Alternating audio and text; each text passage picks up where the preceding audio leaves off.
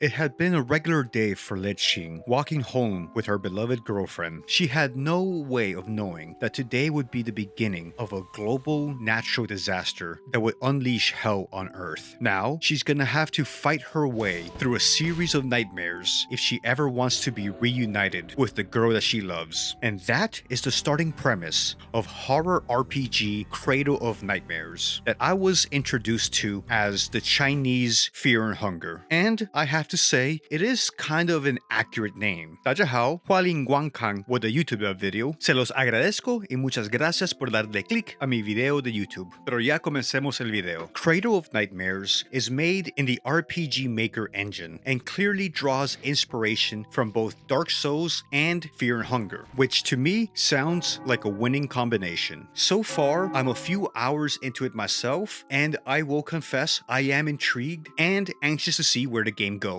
If you decide to check this game out for yourself, this video will provide some basic starting tips to ease you into the experience. So following are some of the things that I wish I had known when I first got into it. This video is spoiler free, all the footage is from the early game, and no real content warning past basic horror game stuff. Nothing too explicit or violent. So let's start off with the obvious, the language barrier. Currently, on Steam, the game is only available in simplified Chinese, but there are fan-made mods, translating the game partially to both Spanish and English. I won't be linking to the mod directly, I will be linking to the video where I found the mod, so please follow the link and give the person, Aprieta el Cinco, who put the work in to translate the game the much-deserved views and watch time as gratitude for his work. But I do have to point out that both the mods for the Spanish and the English translations are not the same. The Spanish translation is more complete than the English one. The English translation mod will mostly cover only the dialogue, but will not translate a lot of the location names and some of the text in the status menus and item descriptions, which the Spanish mod will. So if you're able to read Spanish, you will get more of the text translated. A lot of the battle text is not translated in either mod. I still found the game playable with either one, but I did prefer the Spanish mod because more of the menus were translated and so were the location names. In both cases, the monster names are not translated. I am using Google Lens for on-the-fly translations, so a heads up, you have to decide how much you're willing to put up with and if you're okay using your phone to translate on-screen text. Regardless of which mod you pick, there will be some untranslated text in the menu screen, but if you've ever played an RPG game, you should be able to deduce most of it by context. Okay, on to the first tip, your fluffy white spiritual companion. As soon as you start the game, you will have another companion with you, and you will be able to assign him a name. You will only be able to give him a name using Chinese characters. So if you don't care or you're unable to read the characters, just go ahead and just pick any characters that look nice to you. I called him Bai Guang, which means white light because he's a white little flying ball of light. The characters for that are on screen if you choose to call him that. Throughout the game, he will function as your companion, kind of like how the girl in Fear and Hunger functions in that game. He will be able to cast magic spells, use items, and generally support Le Qing in her journey. He will have some offensive capabilities and some healing spells, but he will also be able to use consumables, which will be very useful in combat. He can also level up, but his system of leveling is different. He does not use souls, he uses a different set of consumables, which have different names in Spanish and English. I will show him on screen now that he can use to level up. If Le Qing dies, you will have 1 or 2 turns to finish off the monsters. Le Qing will die and respawn at a bonfire. So he will be your trusted companion throughout the game. He can be deposited in this box on screen, but I haven't yet figured out why you will want to do that. Okay, tip number 2, the battle mechanics. I have heard that the battle mechanics are a lot like Black Souls, but I'll be honest, I haven't really played those games. I think I played maybe 20 minutes of one of them, so I couldn't tell you. When you initiate combat, you will see you have 3 different meters: HP, MP, and TP. HP and MP are self-explanatory. It's your health and mana. And TP, I think could be said, are your time points. These regenerate every turn and can be expended to use skills. So when you open up your skill menu, you will see a value next to each skill, and if you have enough TP, you can use your skills. MP regenerates on its own, and so far as I've played at the time of recording, I've beaten the first 3 bosses. I have never run out of MP, and I say this playing on the lowest difficulty, normal. So the main limiting factor that I have to manage in combat is TP and HP. Okay, difficulty. The game feels like Fear and Hunger and Dark Souls, and you can select your difficulty. Starting off, I started on the normal difficulty, what I thought was the baseline, and so far I am finding the game to be a little bit difficult, but nothing quite compared to playing Fear and Hunger the first time around. But I do have to add the caveat, I'm only a few hours in, and I've heard that there are difficulty spikes later on. So if you want a bit more of a challenge, you might want to consider taking it up a notch. Alright, our next tip, the Estes Flask, or the Insect Bottle, or Botella para Insectos. A lot of the game mechanics will remind you of Dark Souls. At the very beginning of her journey, Le Qing will be given 2 types of bottles, a regular and a blue one. You might already be able to guess what these do. One of them restores your MP, and one of them restores your HP. Starting off, you will have 5 charges of them, and they will replenish anytime you rest at this game's equivalent of a bonfire, which are called flower baskets, which also have a typo in them to add some authenticity to the experience. Also, when you rest at a flower basket, Le Qing does this cute little animation where she curls up into a ball that I just think is kind of cute. I don't know why, I just find it adorable.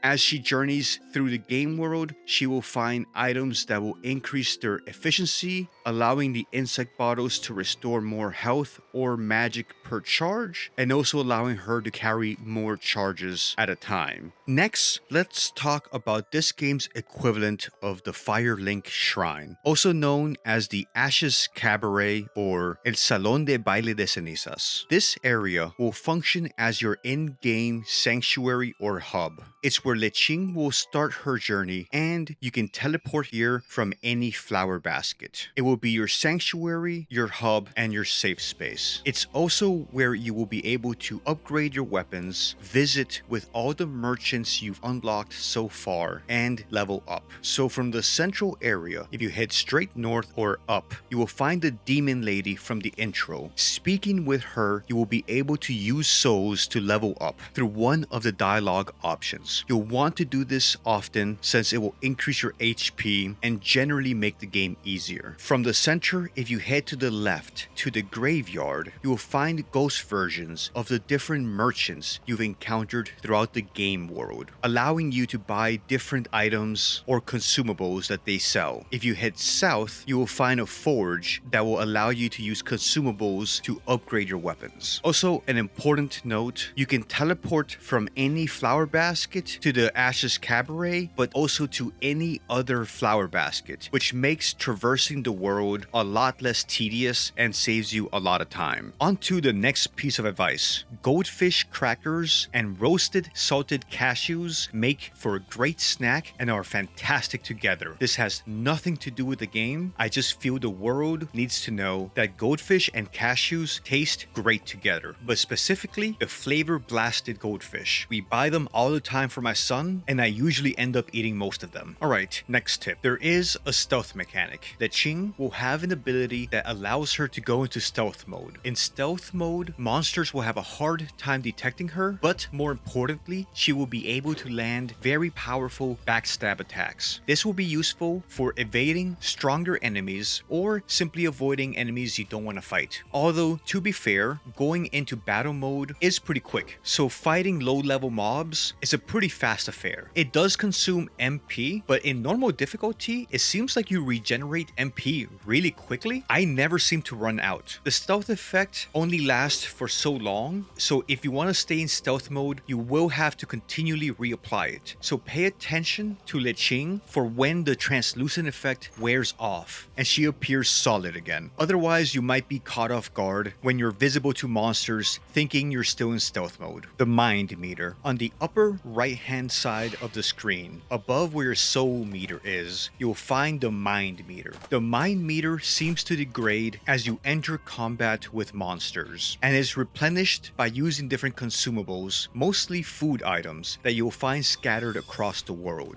I haven't yet found out what happens if the mind meter drops too much, so we'll have to discover that together. If you do know, drop it in the comments to let others know, but what I do know is that if your mind meter is above 50, you're open to invasions. This game does have invasion and white summon mechanics like in Dark Souls, but of course this is a single player game, so everything is controlled by the computer. So if your mind meter is above 50 at different predefined points in the game, you can be invaded by red spirits. I've only encountered one so far. They appear to be unique encounters, and if you beat them, you'll get unique drops, just like in the Souls games. Offhand items. To be successful in this game, you will have to rely a lot on the different skills that different items you equip give you. Each primary weapon will give you different skills that you can use in combat, and likewise, the items that you equip in your offhand will also give you different skills. Pay very close attention to what these skills do, because after the first hour or so, you will be needing to use these to survive. The skills the primary weapons give you will be familiar to you if you played turn-based RPG games. The ones I missed when I started playing the game were the skills granted by the offhand weapons. These can also be pretty powerful. Shields will confer defensive skills, but there are a range of other ones that are pretty interesting. Some can land killing blows if the enemy's beneath a certain health threshold. Some will increase your evasion skill. Some can land some pretty powerful attacks at the cost of your own health, and there are many more. So pay attention to what you're equipping and become familiarized with the skills they give you. You will need them in combat. And the last thing I want to mention in this video is this game does have white summons and fog walls. If you encounter a fog wall, there will probably be a major enemy or a boss fight coming up, so make sure you're prepared. This game is very generous with the save mechanics. You can save at any time, so if you see a fog wall, it's not a bad idea to save the game. With some bosses, you might see something that can allow you to summon help for the fight, so keep an eye out for those as well. So that's it for this video. Thank you very much for watching it. I appreciate your time and your company. If you do decide to check out the game and you're going to download the mod, I'll post a link to the video with the instructions and the link to the mod in the comments and the description. As a thank you to the person that put in the work for the translation, I do ask that you watch the entire video. YouTubers aren't paid by views, they're paid by watch time. So if you let the video run, it will be a big help to Aprieta el Cinco, the person that's making the mod available to all of us so we can check out the game in either English or Spanish. I'm sure he put a lot of work into it, and he's the only reason I'm able to play this game and thus make this video. So anyway, having said that, thank you very much. Peace out till the next one. Bye.